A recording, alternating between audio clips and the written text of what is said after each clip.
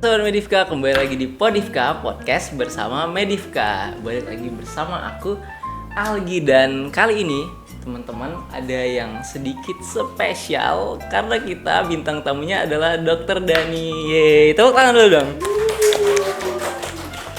Apa kabar dok? Baik, alhamdulillah. Alhamdulillah dok. Oke, jadi karena bintang tamunya spesial teman-teman, kita juga bahasannya mungkin agak sedikit berbeda sama bahasan-bahasan kita sebelumnya. Minum bentar. Jadi, kita akan bahas mengenai diabetes mellitus. Namun sebelum itu, mungkin teman-teman notice juga di belakang ada logo yang berbeda karena kali ini kita collab sama Bulan Bakti FK Unsri. Yeay. Tepuk tangan semuanya. Nah, dok, jadi buat bahas diabetes mellitus dokter. Jadi diabetes mellitus itu sebetulnya apa sih dok? Mungkin kenalan nih. Halo, saya Dani Gemilang Kusuma, dokter umum di salah satu rumah sakit swasta di Kota Palembang. Kebetulan hari ini saya diundang oleh teman-teman dari Medifka FK Unsri ya untuk membahas tentang diabetes mellitus. Nah, ini pertanyaan pertamanya adalah mengenai apa itu diabetes mellitus. Diabetes mellitus sendiri sebelum kita bahas, kita mungkin bahas dulu yang namanya kondisi gula itu naik atau kita ngomong hiperglikemi. Jadi sebelum masuk ke DM kita harus kenal dulu kalau ketika gula itu naik itu belum tentu yang namanya diabetes mellitus. Nah, kita harus tahu dulu dengan namanya hiperglikemi. Nah, hiperglikemi adalah kondisi di mana gula darah seseorang itu lebih tinggi dari batas normalnya. Nah, nanti kalau batas normal itu sendiri banyak pemeriksaannya ya, baik itu dari cek gula darah sewaktu ya, sewaktu artinya kita bebas waktu mau periksanya, misalnya saat setelah makan atau terserah pokoknya kapanpun itu. Nah, dan juga pasien tidak dalam kondisi puasa dalam waktu 8 jam. Nah, itu kita bisa periksa yang namanya gula darah sewaktu.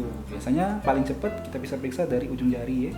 Nah, itu tidak lebih dari 200. Nah, ketika gula darah tersebut tinggi dan tidak ada gejala itu baru masih namanya hiperglikemi. Nah, kalau kita mau mengenal tentang diabetes mellitus sendiri itu adalah suatu kelompok penyakit metabolik. Nah, itu penyakit metabolik, suatu kelompok penyakit metabolik. Jadi dia itu adalah kumpulan dari penyakit metabolik dengan gejala klasik DM dan juga ditemukannya adalah pemeriksaan ya banyak ya, baik itu nanti gula darah sewaktu atau yang lain ditemukan tersebut dan hasilnya itu tinggi. Jadi bukan hanya gulanya saja, tapi juga ada gejalanya juga.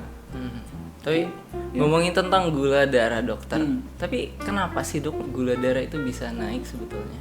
Gula darah naik itu memang sewajarnya normal, ada range-nya ya. Kalau kita ngomongnya naik, ketika kita makan pasti gula darah naik karena kita mengkonsumsi makanan yang mengandung kalori, baik itu dia karbohidrat, protein, lemak, itu semuanya ada kalori. Dan apalagi kalau dia punya karbohidrat atau glukosa, mengandung glukosa, maka pastinya gula darah kita naik. Namun yang dikatakan naik di sini mungkin adalah naiknya itu melewati range-nya tadi. Nah, ketika sudah melewati range, artinya ada suatu kondisi yang menyebabkan terjadinya kenaikan lebih dari normalnya itu. Artinya kalau dari DM itu sendiri penyebabnya ada dua. Yang pertama adalah produksi. Kalau misalnya DM itu berkaitan sekali dengan yang namanya hormon insulin. Jadi penyebabnya itu intinya dua. Kalau DM diabetes mellitus ya, diabetes mellitus kita sebutnya DM tadi ya. Nah, itu yang pertama adalah produksi insulinnya yang berkurang atau tidak sama sekali tidak ada ya, tidak sama sekali ya.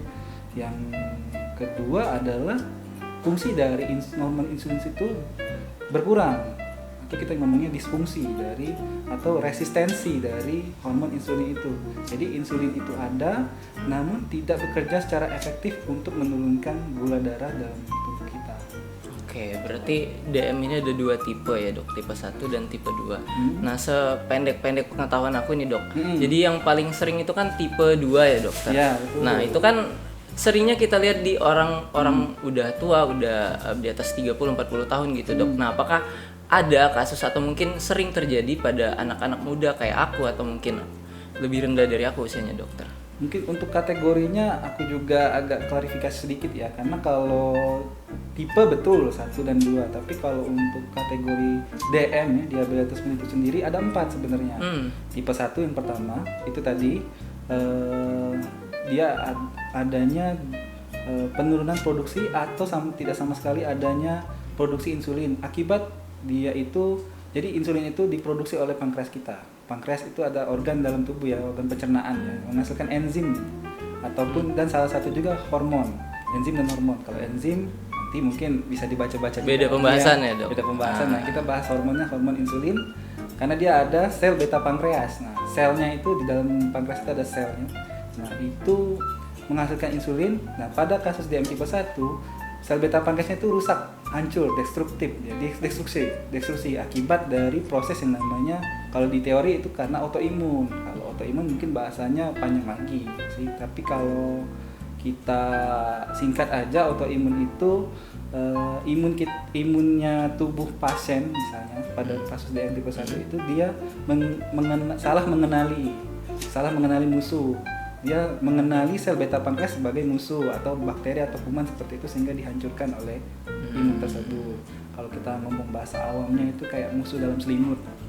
Jadi selnya jadi rusak dan sehingga ibaratnya pabriknya itu hancur, jadi nggak ada produksi sama sekali. Sehingga nanti terapinya juga, artinya terapinya itu pasti insulin. Kasih insulin karena nggak bisa memproduksi lagi karena ya nggak bisa ada lagi produksi insulin dari tubuh dia secara mandiri.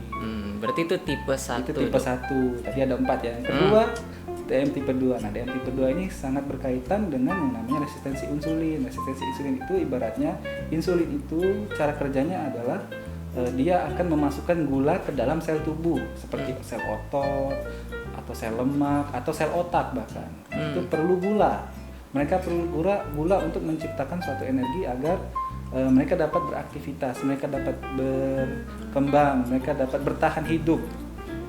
Kita juga pasti butuh energi untuk bekerja, kita butuh energi untuk berjalan, untuk melangkah ya, untuk misalnya kita naik motor, naik sepeda, bahkan naik mobil pun masih kita butuh energi. Bahkan untuk bernapas pun butuh energi ya. Butuh energi.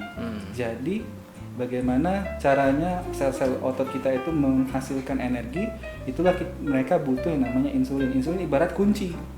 Sel otot ibaratnya ruangan yang ada pintu. Nah, kuncinya ini kalau pas, maka pintunya akan terbuka sehingga glukosanya bisa masuk. Nah, ketika terjadi resistensi insulin, ini ada 2 hal yang terjadi, antara insulinnya yang nggak cocok dengan pintunya atau pintunya yang nggak cocok, lubang kuncinya nggak cocok sama insulinnya. Itulah yang terjadi pada pasien-pasien DM tipe 2. Pada akhirnya insulinnya numpuk di luar, kuncinya juga numpuk di luar nih. Dan pada akhirnya lagi itu karena insulinnya numpuk di luar, sehingga otak kita mikirnya masih banyak nih insulin lu. Gitu kan. Ketika terjadi seperti itu, maka otak akan menyuruh pankreas stop produksi insulin. Dan akhirnya insulin juga turun. Nah, kalau sudah insulin sudah turun, berarti pasiennya juga butuh nanti insulin juga. Ujung-ujungnya terapi kalau udah berat ya harus ada insulin juga. Seperti itu. Berarti ada 2 lagi nih dok tipenya. 2 lagi jenis. Yang ketiga ya berarti ya. Berarti ya itu adalah DM gestasional, diabetes mellitus gestasional. Jadi pada ibu hamil juga dapat terjadi yang namanya DM. Tapi ini khusus pada ibu hamil di trimester kedua dan ketiga. Dan juga ibu hamil ini juga nggak ada riwayat yang namanya DM tipe 1 atau DM tipe 2. Kalau ada ya berarti dia DM tipe 1 atau tipe 2. Tapi kalau nggak ada dan dia terjadinya gulanya tinggi, gulanya tinggi. Sebenarnya kalau gulanya tinggi aja sih itu. Gulanya tinggi pada trimester kedua yaitu 14 sampai 26 minggu atau 26 sampai lahiran ya, 26 sampai 40 minggu itu trimester ketiga. Gulanya tinggi, maka itu kita bisa diagnosis ibunya mengalami DM gestasional. Ini sih berkaitan dengan proses kehamilan. Ketika hormon-hormon ibunya itu kan meningkat, ibu hamil itu hormonnya melonjak tinggi dan itu dapat memicu terjadinya DM juga. Itu singkatnya sih. Yang terakhir ada DM yang lain. Kalau dari kedokteran itu membaginya ada DM yang lain karena banyak penyebabnya, yaitu misalnya penggunaan obat-obatan steroid. Pengobatan obat-obat steroid pada pasien-pasien yang butuh imunosupresor ya, seperti pasien-pasien autoimun juga kadang bisa dapat obat-obat steroid cukup tinggi, maka obat-obat steroid itu dapat menstimulasi terbentuknya gula sehingga terjadi meningkatkan memecah glikogen, penyimpanan gula juga, sehingga gula dapat bertambah atau jumlahnya dapat meningkat dalam darah. Dan lainnya banyak juga penyebabnya. Dan itu jadi ada 4 kategori. Kalau misalnya tipe ya itu ada tipe 1 dan tipe 2. Tapi kayak pembahasannya pagi-pagi udah berat banget ya dok ngomongin insulin dari tadi. Karena case kita banyak banget ya kalau di rumah sakit itu kadang orang-orang nggak aware, apalagi kalau DM tipe 1 banyak yang datang udah dengan KAD bukan atau dengan komplikasi, ibaratnya anaknya udah jatuh ke dalam kondisi komplikasi, penurunan kesadaran dan juga anaknya sesak, sehingga kalau udah datang itu ya artinya kan harapan untuk sembuhnya itu sudah cukup berat. Jadi di bulan bakti FKUNS ini saya harapkan dari podcast ini juga meningkatkan awareness ya, masyarakat, saudara-saudaraku dapat juga aware terhadap diabetes mellitus. Nanti kita lanjut aja mungkin pertanyaannya. Oke, dok. Biar kita bisa jadi kayak kalau misalnya ngomongin awareness dokter, jadi kalau kita lihat prevalensinya pasti diabetes mellitus tipe 2 yang paling sering. Betul. Dokter. Nah, kira-kira kenapa sih orang bisa kena dokter? Kenapa sih insulinnya tadi bisa pada akhirnya tuh produksi insulinnya tuh nurun dokter? Kenapa bisa kayak gitu? Apakah ada faktor pencetus gitu dok? Kalau kayak DM tipe 1 tadi sih memang karena autoimun ya, jadi case-nya seringnya pada anak-anak kalau DM tipe 1, jadi nggak usah mikir ke dewasa, pasti dari anak-anak udah kena. Kalau udah kena DM atau gulanya udah tinggi, langsung pikirnya ke DM tipe 1 dulu. Berarti kenapa dok bisa kena itu? Genetik apakah keturunan kalau atau gimana? Kalau autoimun sendiri itu artinya acquired ya, artinya didapatkan. Acquired kalau bahasa Inggrisnya itu didapatkan. Nah kalau didapatkan autoimun sendiri harus muncul dulu bagaimana imun itu timbul. Artinya biasanya imun yang autoimun itu akan muncul ketika anak-anak tersebut itu mengalami infeksi. Jadi udah kena infeksi, ibaratnya misalnya kena contoh ya tipes, tifoid ya, tifoid fever, demam tifoid. Udah kena demam tifoid, malah imunitas tifoidnya itu menyerang sel beta I see. Memang case-nya itu kalau se-Indonesia sangat sedikit, tapi belakang ini meningkat. Sangat meningkat. Dan yang kita khawatirkan adalah pada anak-anak dengan keluarga yang misalnya ekonominya rendah gitu kan. Kalau ekonominya cukup tinggi pasti orang tuanya juga aware nih. Langsung bawa ke rumah sakit ya dok? Nanti bawa ke dokter anak, dicek gulanya ternyata tinggi. Nah, jadi bisa diterapi dengan obat. Dan kalau yang ini kan kalau lemas udah kasih makan lagi aja. Taunya DM tipe 1 makin meningkat, akhirnya penurunan kesadaran. Apalagi kalau misalnya di masyarakat yang menengah ke bawah gitu dokter, yang kayak kalau misalnya aku sering pengabdian masyarakat itu kadang ke desa-desa itu masih nemuin nggak aware sama gula darah kayak gitu-gitu, bahkan mereka nggak tahu dokter. Pada akhirnya kalau saya anaknya lemas itu kayak malah kayak apa diguna-guna gitu. Iya. Malah stigma-stigma itu harus disingkirkan. Harusnya anak lemas ya langsung bawa ke IGD. Kenapa? Nanti kita cek apakah gulanya tinggi atau rendah, apakah nanti elektrolit atau cairan tubuhnya kurang atau malah berlebih. Itu bisa kita periksa semua kan kalau seperti itu. Kalau cuman dibawa ini diguna-guna bawa ke dukun, ya paranormal atau itu malah memperburuk malah kita takutnya ya. Kita lanjut nanti ke tentang DM tipe 2. Kalau DM tipe 2 sendiri tadi penyebabnya. Iya dok, kenapa bisa dapat itu? Ya? Nah ini berkaitan juga kalau faktor resiko dulu lah ya. Kalau faktor resiko sendiri kalau genetik baik DM tipe 1 atau DM tipe 2 memang ada, tapi tidak terlalu besar. Mungkin 10-15% orang yang punya DM itu anaknya punya DM juga gitu. Nggak terlalu besar kalau genetik memang. Tapi yang sangat berpengaruh adalah lifestyle, gaya hidup. Itu lifestyle. Yang apa sih namanya gaya hidup itu? Kalau gaya hidup itu banyak ya, baik dari aktivitas, pola makan, pola hidup, sanitasi dan segala macam. Ya, itu dapat berdampak, terutama ya tadi aktivitas dan juga pola makan. Pasien-pasien dengan obesitas, orang-orang dengan obesitas, nggak usah pasien sih, orang-orang dengan obesitas itulah faktor risiko terbesar. Jadi apalagi yang obesitasnya udah obesitas sentral. Coba temen-temen sekarang, bapak ibu, kawan-kawan sekalian, ambil mistar ukur yang panjang yang bisa kita untuk ukur lingkar perut itu. Yang ini kita yang bisa ngelingkar itu, Dok. Betul, yang bisa kita lingkarkan itu kita ukur lingkar pinggangnya. Kalau laki-laki normalnya 90 cm ke bawah. Kalau udah 90 cm itu udah obes. Nah, dan kalau perempuan itu 80 cm batasnya. Kalau udah lewat 80 cm berarti udah obes juga. Tolong kalau udah 80 untuk perempuan, kalau udah lewat pokoknya untuk laki-laki juga, harap melakukan olahraga dan juga modifikasi pola makannya. Sehingga perutnya juga bisa ngecil dan juga tidak terjadi yang namanya resistensi insulin. Nah, resistensi insulin itu yang kita takutkan. Kenapa? Tadi itu. Jadi ketika orang ketika orang-orang itu aktivitasnya berkurang, tidak olahraga dan terjadi peningkatan gula, maka lubang kuncinya tadi untuk insulin itu akan berubah. Jadi reseptornya itu tidak akan sensitif lagi, atau lubang kuncinya itu nggak bakal nerima lagi insulin. Nah, itu yang terjadi resistensi insulin. Bagaimana kita untuk meningkatkan sensitivitas dari lubang kuncinya insulin tadi? Yaitu tadi olahraga. Itu udah banyak penelitiannya. Jadi teman-teman harus olahraga. Kalau beda ya, kalau mau aktivitas sama olahraga itu harus beda ya, harus dibedakan. Kenapa? Kalau aktivitas itu nggak ada intensitasnya. Kalau olahraga ada intensitasnya. Ada ringan, sedang, berat. Nah, cukup ringan sedang aja udah cukup. Kalau mau berat boleh, silahkan, itu lebih bagus dan tidak harus setiap hari. Kalau berat cukup 3 kali seminggu aja.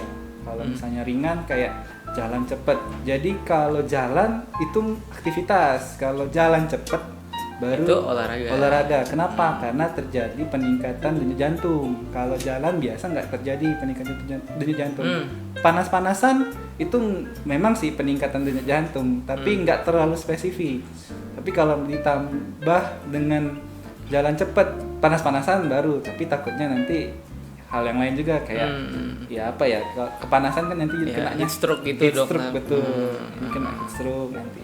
Berarti ini terjadi perlahan-lahan ya, Dokter. Diabetes mellitus tipe 2-nya ini. Nah, kalau kita ngomongin di masyarakat, Dokter, prevalensinya itu sendiri.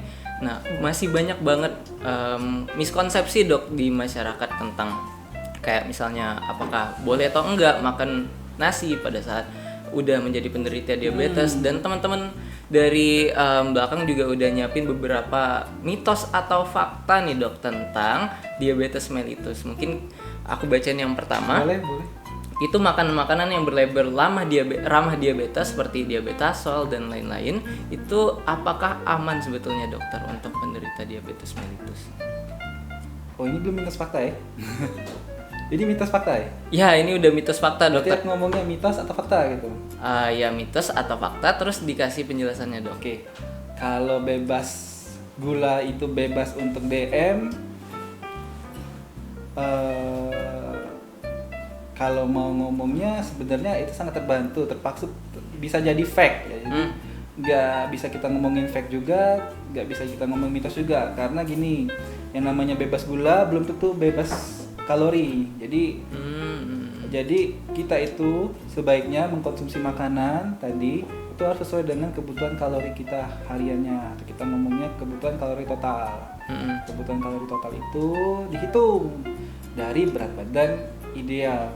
Nah, aku ajak lagi sekarang teman-teman, kalau misalnya nonton podcast ini, coba ambil kertas, ambil pena. Yang di sini coba ikut juga, nggak apa-apa, santai kan.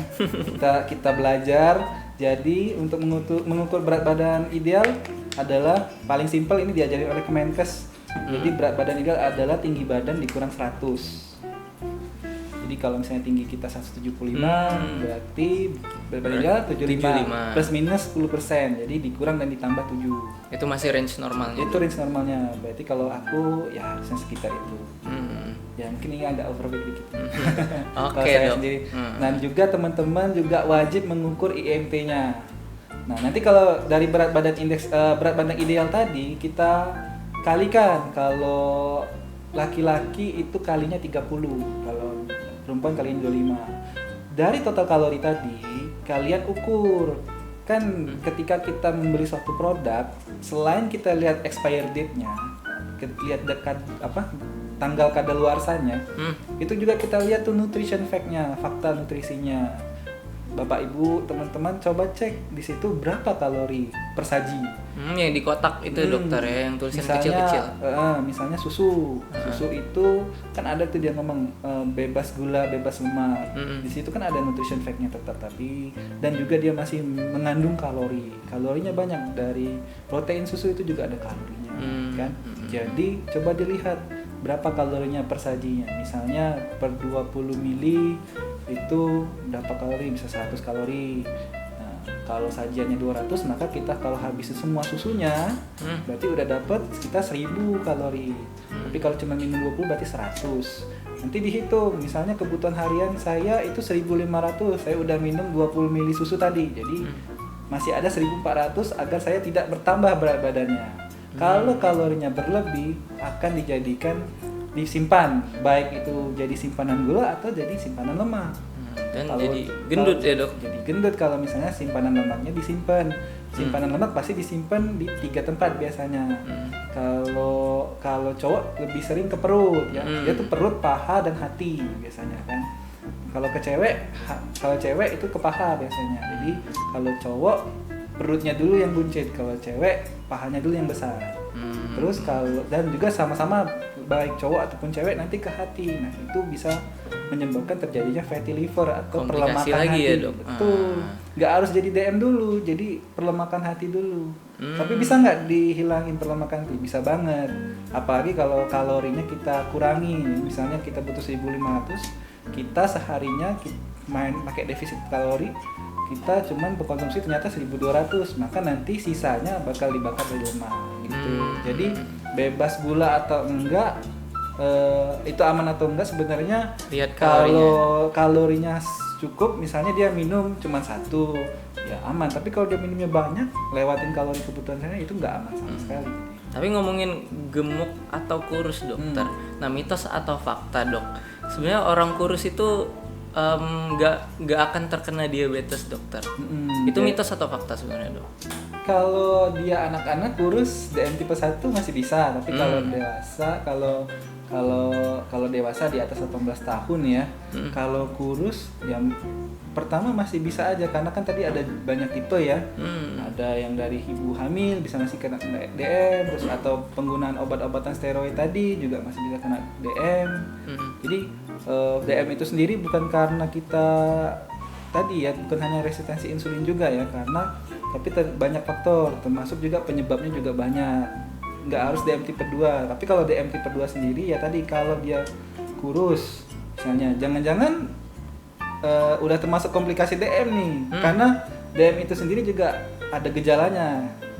Jadi ada 4 gejala klasiknya. Yang pertama polifagi, makan terus, lapar terus.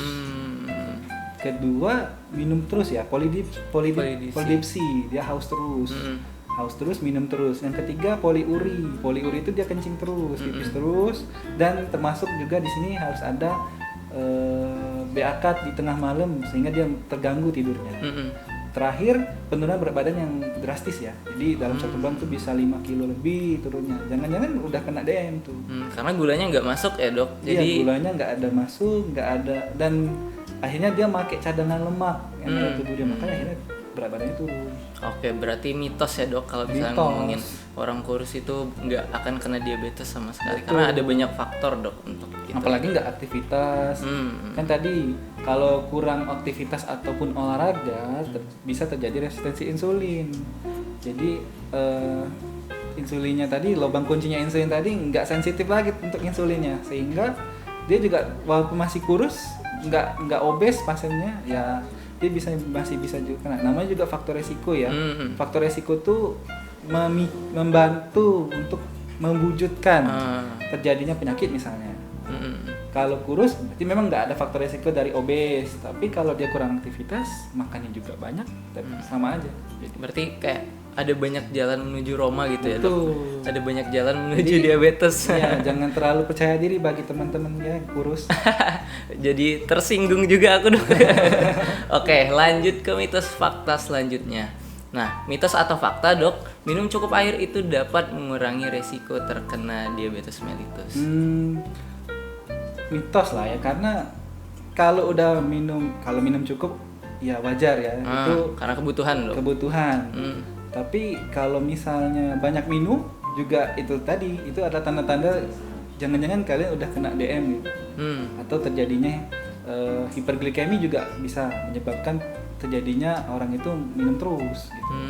Jadi kalau misalnya minum cukup air juga bukan untuk pencegahan atau juga tadi untuk untuk mengurangi risiko terjadinya DM, enggak, tapi aktivitas olahraga dan modifikasi gaya hidup itu yang harus dilakukan, bukan hanya minum ya.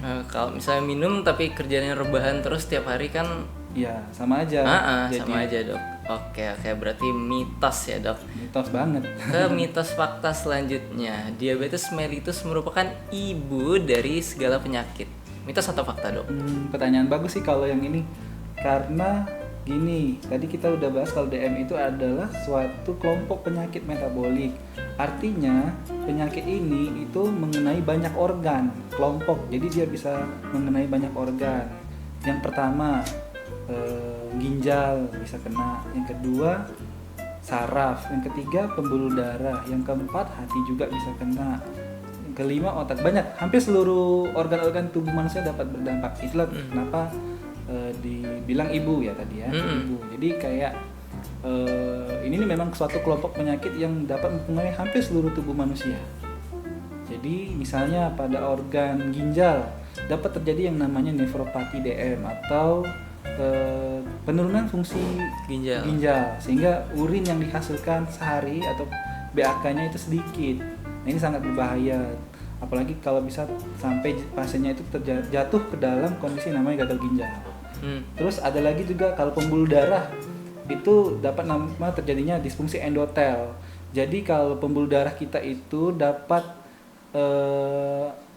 pembuluh darah kita itu cukup besar, pembuluh darah arteri ya, pembuluh darah yang membawa oksigen dan juga nutrisi bagi seluruh tubuh, termasuk kalau terutama kita ngomongnya di kaki. Nah, itu dapat menyuplai oksigen sampai ke ujung-ujung kaki.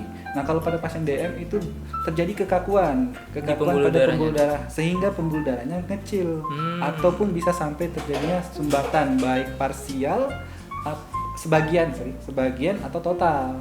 Nah, apabila terjadi dalam waktu lama, maka nantinya terjadi yang namanya hipoksia atau kekurangan oksigen di ujung dari kaki misalnya. Kalau lama-lama dibiarkan terjadi iskemia atau kematian jaringan akibat kekurangan oksigen. Dan diakhiri nanti kalau masih nggak diobatin, diakhiri dengan yang namanya nekrosis atau kematian seutuhnya. Jadi kalau misalnya melihat pasiennya itu biasanya dengan datang dan kakinya udah hitam, ya itu artinya perlu diobati dan perlu ditindakkan ya, kalau kita ngomong operasi lah ya. Itu berarti apakah sama kayak luka pada kaki penderita diabetes atau? Ya itu betul, itu namanya luka, tapi beda penyebab sih nantinya. Kalau misalnya luka, kalau di diabetes banyak penyebabnya, salah satunya itu juga. Tapi kalau ada juga namanya nekrosis ya, nekrosis itu beda lagi nantinya. Oke. Berarti jadi serem kayak gini ya, Dok, pembahasannya. Kalau misalnya ngomongin tentang komplikasi dari diabetes itu sendiri, berarti itu fakta ya, Dok? Yeah. Masuk ke ibu dari semua penyakit. Mungkin bukan semua, tapi sebagian besar penyakit metabolik ya, Dok. Oke. Sorry banget, Dok, tadi ada kendala di kameranya, habis memori dokter karena agaknya kurang support memang ya, Dok. Gak tahu deh. Oke, tapi kita lanjut dulu ke pertanyaan mitos atau fakta selanjutnya, Dokter. Nah, ini paling menarik buat aku, Dok, karena masih banyak banget terjadi atau aku temui, Dok, di kehidupan sehari-hari. Katanya mitos atau fakta, pengobatan herbal atau alami lebih efektif dibandingkan pengobatan kimia untuk penderita diabetes mellitus, Dok. Baik, jadi kalau kedokteran ya, namanya tata laksana DM kita harus sesuai dengan penelitian. Nah, penelitiannya ini udah dirangkum oleh Perkeni. Kalau kita perhimpunan konsultan endokrin. Kalau untuk DM tipe 2 ya, kalau untuk DM tipe 1 ya IDAI. Nah, itu udah semuanya udah ada konsensus. Kalau di dalam konsensus sendiri yang namanya terapi DM itu yang paling atas, paling puncak dan paling awal adalah modifikasi gaya hidup. Percuma dikasih obat tapi kalau modifikasi gaya hidupnya belum dilakukan, gaya hidupnya masih sama kayak kemarin. Misalnya malas aktivitas atau tidak ada olahraga, terus juga pasiennya makannya bebas, nggak ngitung lagi kalorinya. Nah itu sama aja, kalaupun dikasih obat mau segudang juga nggak bakal sembuh, malah jadi komplikasi.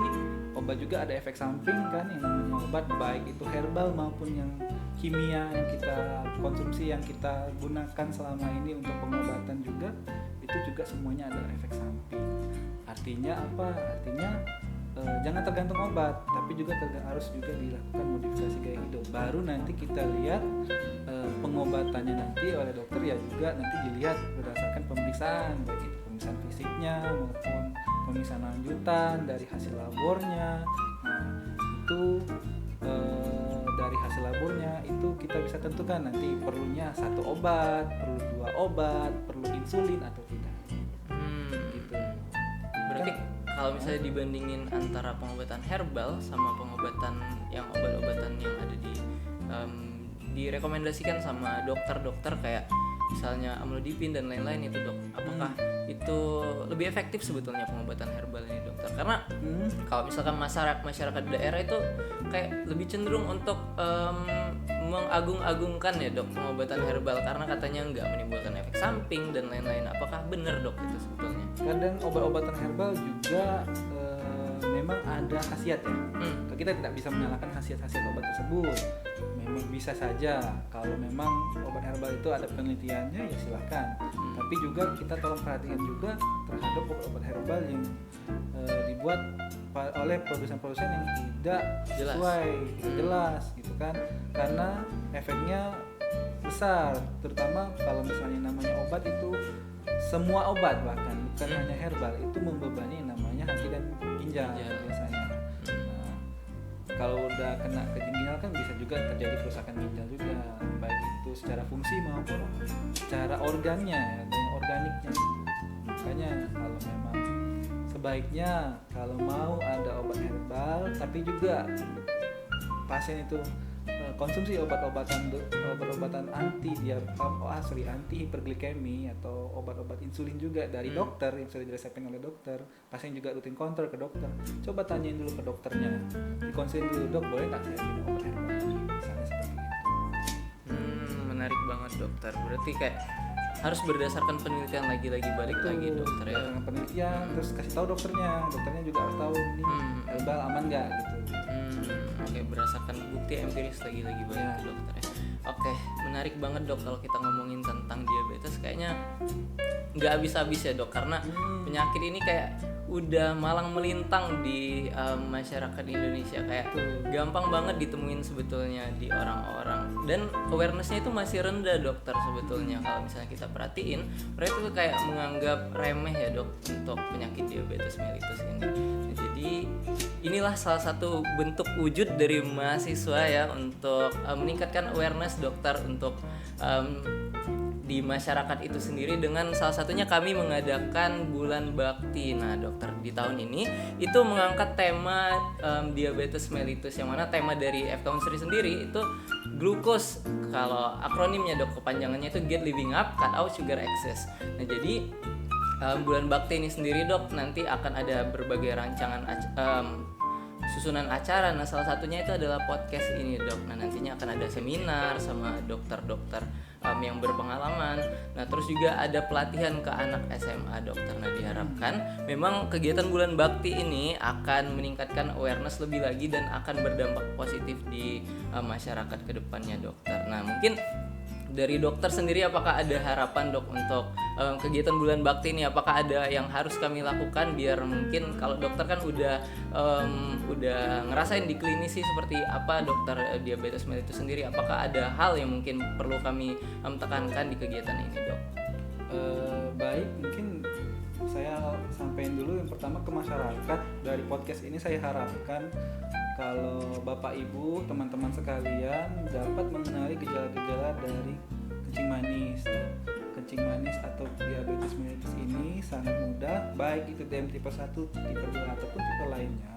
Itu punya gejala klasik tadi yang saya sebutkan. Yang pertama, lapar terus, haus terus, BAK terus, dan juga adanya penurunan berat badan yang drastis ya, cukup signifikan maksudnya ya. Nah, apabila sudah ada ini, silahkan langsung datang ke puskesmas atau klinik ataupun rumah sakit terdekat dan lakukan pemeriksaan. Banyak pemeriksaan yang dapat kita lakukan. Yang paling cepat tadi gula darah suatu. Apabila sudah 200 dengan gejala tersebut, itu udah bisa sangat ditegakkan namanya DM. Dan juga yang kita takutkan, jangan sampai masyarakat atau bapak ibu sekalian itu membawa keluarganya atau dirinya sendiri itu udah dalam kondisi yang komplikasi ya, maksudnya seperti terjadinya penurunan kesadaran akibat kondisi KAD ya, ketoasidosis metabolik, itu kan terjadinya sesak napas dan penurunan kesadaran, atau dibawa karena sudah dengan luka pada kaki yang tidak sembuh-sembuh, atau sudah datang dengan kesemutan, atau sudah datang dengan BAK yang sedikit, artinya sudah ada gangguan ginjal seperti itu, atau malah datang dengan penyakit lain, bahkan bisa seperti serangan jantung atau stroke. Itu sangat mengkhawatirkan sekali, dan harapan untuk sembuhnya dan juga harapan untuk hidupnya sudah menurun seperti itu. Yang kita harapkan kalau udah dari nonton podcast ini kesadarannya meningkat untuk berobat pun, yang sudah mengalami DM tipe 1, tipe 2 juga kesadaran untuk kontrolnya juga meningkat, sehingga memang kita nggak sembuh ya. Kalau pasien-pasien DM itu kita ngomongnya sembuhnya itu adalah terkontrol, karena kalau sembuh total itu nggak bisa, karena DM itu adalah penyakit menahun. Kalau kita ngomongnya kronis, artinya memang seumur hidup memang butuh obat tersebut, obat yang perlu untuk menurunkan gula darah tersebut, dan juga butuh kedisiplinan juga. Maka dari podcast ini juga saya harap Bapak Ibu yang telah mengalami DM juga dapat mengatur modifikasi, dapat melakukan modifikasi gaya hidupnya, dapat beraktivitas, dan juga dapat lebih rajin berolahraga, makanan juga dihitung kalorinya, dan juga obatannya juga diminum, dikonsumsi sesuai dengan dosis dokter, seperti itu. Nah, mungkin untuk bulan bakti ini saya harapkan juga teman-teman dapat membantu masyarakat dalam meningkatkan kesadarannya tadi. Nanti kan ke SMA tuh, anak SMA. Karena DM tipe pertama kalau anak-anak kan di bawah 18 tahun ya, kalau anak SMA kan masih di bawah 17 semua ya. Nah, kalau di bawah 17 tahun, 18 tahun itu masih bisa terjadi namanya DM tipe 1. Nah, dan DM tipe 1 itu yang kita takutkan adalah yang pertama, mereka itu ketidakpercayaan dirinya sebenarnya, anak-anak SMA itu. Karena kalau misalnya kalau dia mungkin di sekolah-sekolah yang swasta ya, yang untuk anak-anak sekolah yang sekolahnya yang maksudnya swasta yang untuk ekonomi ke atas, itu mereka ada khusus guru yang bisa membantu anak-anaknya untuk menyuntikkan insulin. Oh, ada itu. Betul. Tapi kalau untuk di negeri saya belum menemukan. Nah, itu. Jadi mereka agak sedikit malu. Misalnya kalau lagi mau nyuntik. Karena kalau penyuntikan insulin kan ada yang bisa di perut, di tangan, di paha seperti itu. Nah, mereka kadang malu atau tidak ada guru yang bisa membantu mereka juga. Nah, kalau bisa anak-anak SMA kan itu kita takutnya DM tipe 1 dan kepercayaan dirinya menurun akibat mereka ada DM tipe 1, padahal pasien-pasien yang DM tipe 1 itu bukannya nggak bisa makan, bukannya nggak bisa olahraga, mereka bisa berolahraga, bahkan kalau mau ikut sebagai atlet apapun itu masih bisa, cuman memang dengan pengawasan gula darahnya. Misalnya kalau lagi berolahraga, sebelum olahraga bisa suntik dulu, bisa dicek dulu gula darahnya cukup nggak untuk olahraga. Kalau cukup silakan olahraga. Oke. Kalau nggak, makan dulu, suntik insulin dulu. Jadi perlu seperti itu, mereka perlu observasi seperti itu. Nah, mereka karena kondisi yang khusus spesial seperti itu mereka malah kayak menurun gitu.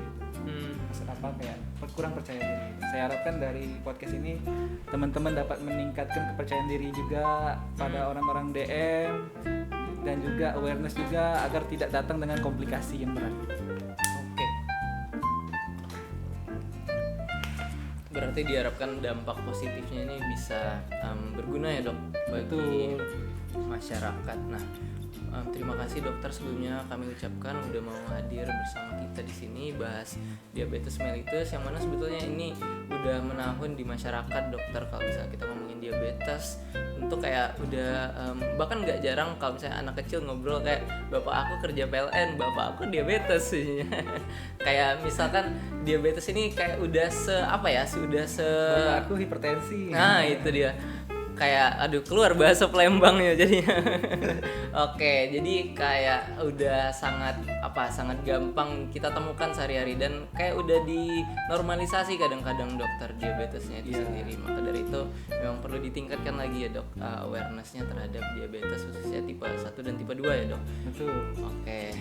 Mungkin terakhir dokter, apakah ada yang mau dipromosikan, mungkin kegiatan atau mungkin akun Instagram atau mungkin ya bisa disampaikan dokter ke teman-teman. Salah. Privasi ya dok. Privasi aja. Oke. Tapi nggak di ini sih kunci. Tapi kalau mau cari boleh, tapi nggak dikasih di share ya.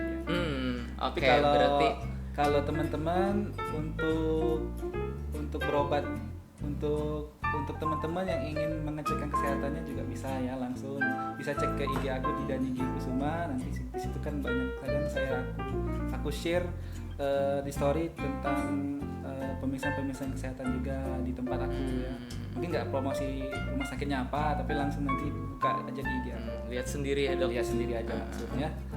Oke dokter, terima kasih banyak dokter, sekali lagi kami ucapkan. Mungkin podcastnya kita cukupkan sampai di sini ya teman-teman. Oke, Terima kasih. kita tepuk tangan dulu dong ke dokter Dani. Oke, Kita tepuk tangan juga untuk Medivka dan juga BEM. yeay, oke.